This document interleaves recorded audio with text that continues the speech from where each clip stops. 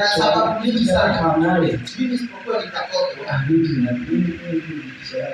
Mimi siwezi chelewa. Anakena mwaka wa mimi ndio wangu. Vijana wanasema ndio umejatoka mpetuke ule na nguo. Ndio kwa ule si lazima tufue kwa asubuhi. Mwanzo ya roho sio. Mimi namchukua na internet ile yao kama automation. Atakuwa na wakati mwingi wa kufanya. Leo mtu mjako kale wakati bibi automation itoka hapa. Ndio hapo tutaweza. Bwana ni alao wa sikia. Na hapo kuna shida. Bwana ni alao wa shiona. Ni wewe kaangalia ole link ete. Kama mazingira vile ilivyo. Bwana ni alao wa shiona. Wani woka ndio hanja na kuwa. Mazingira iko kwa moto. Bwana ni alao wa shiona. Wani woka ndio hanja na kuwa.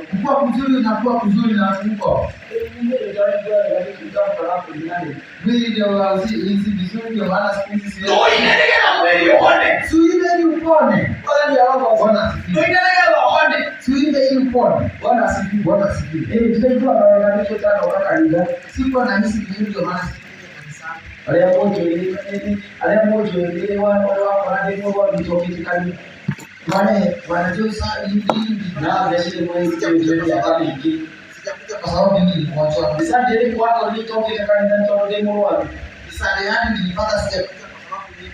Yafugatie diwa. Nikusema mimi singojeni. Bwana ni roho sio. Bwana asifiwe. Bwana asifiwe. Ndio ni wala. Nikusema mimi singojekani. Bwana ni roho sio. Bwana si hapo ndio na moyo kwa mimi kimemeta maisha kwa Mungu anacho kwa hivyo kile sana ndio wale ndio wale. Ninaangalia nimesikia sijakuja kwa sababu nilikuwa mgonjwa. Bwana ni roho sio. Bwana asifiwe. Hata wote ile nataka uniambie. Bwana ni roho sio. Bwana asifiwe. Maisha na wewe ndio kwa kwa na kipiga na mtu. Ni wakati mgani nimesikia sijakuja kwa sababu kwetu kuna kipiga. Acha atakuwa na mshamani ya kwamba umekuwa na binti alikuwa ameleta hivi. Bwana mimi sina familia kama nyinyi. Bwana ni hao Bwana asifiwe.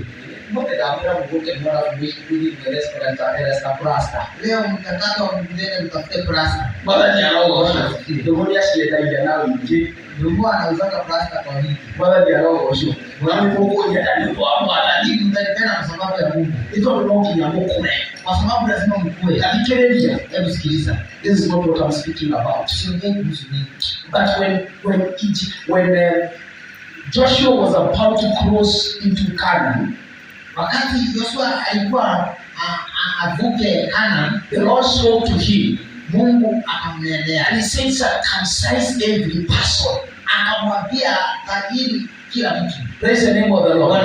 Because in Canaan, kwa sababu yuko Canaan, ni Israeli. Vijana, bibi hawaendi. Wala ni hao Bwana asifiwe. Ndio kinamuri mara kwa Mungu.